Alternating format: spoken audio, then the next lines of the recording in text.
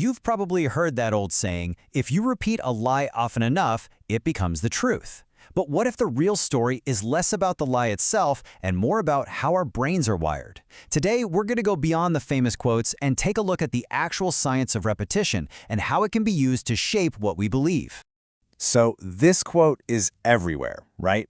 You see it in memes, you hear it in documentaries. It's become the go-to explanation for how propaganda works. It's a simple, powerful, and honestly, a pretty scary idea. But what if the most famous quote about misinformation is actually misinformation itself? And here's the twist. When historians and researchers, folks like Randall Beitwerk at the German Propaganda Archive, really dig into the primary sources, they just can't find it. This exact quote is often unverified or, more likely, just falsely attributed to Goebbels. And there's a real irony in that, isn't there? Using a poorly sourced quote to warn people about the dangers of misinformation. It really highlights a crucial point. When we talk about propaganda, we have to be incredibly careful with our own sources. Otherwise, we risk falling into the very same trap we're trying to criticize. So, okay, the quote might be a myth, but the power of repetition? Oh, that is very, very real. So let's look past the history for a second and dive into the psychology. What is it about our brains that makes hearing something over and over and over again so persuasive? Well, there's a scientific name for this. It's called the illusory truth effect.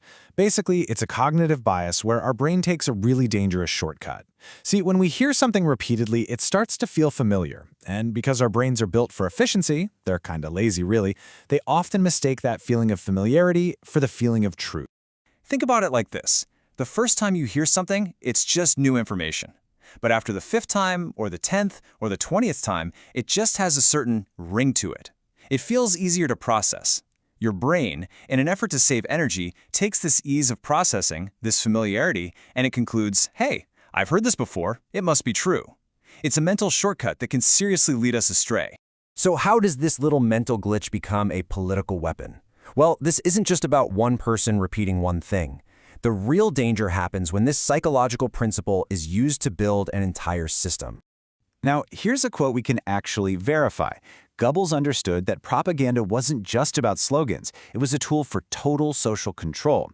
His real power came from creating a completely controlled media environment where the state could systematically repeat its chosen messages and build up its enemies day after day until those ideas became a part of the national reality.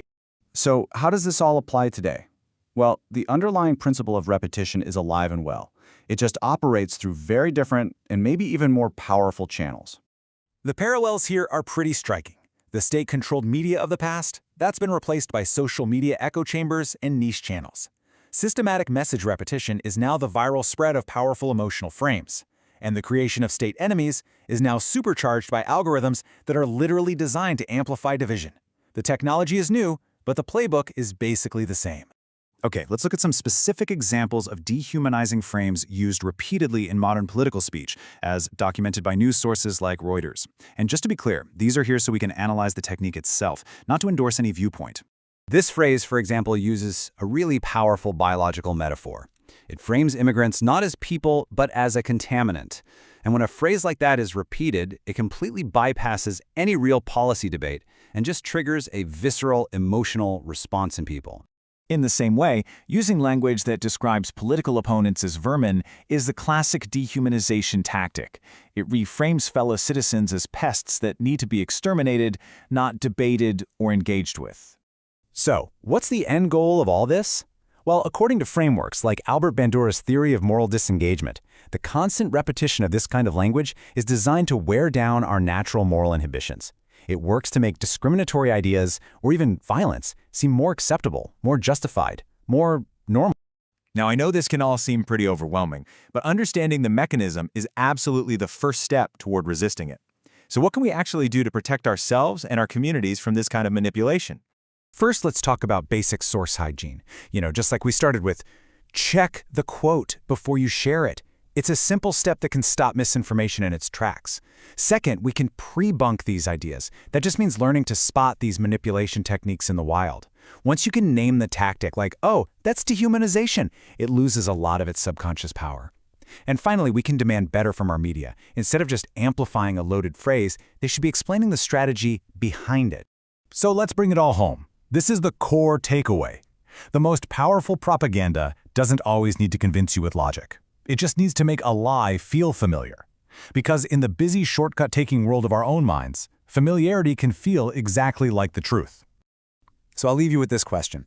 Now that you know how the illusory truth effect works, what repeated messages in your own life, I'm talking everything from advertising slogans to political sound bites, what are you going to start seeing in a new light? What are you going to pay more attention to now?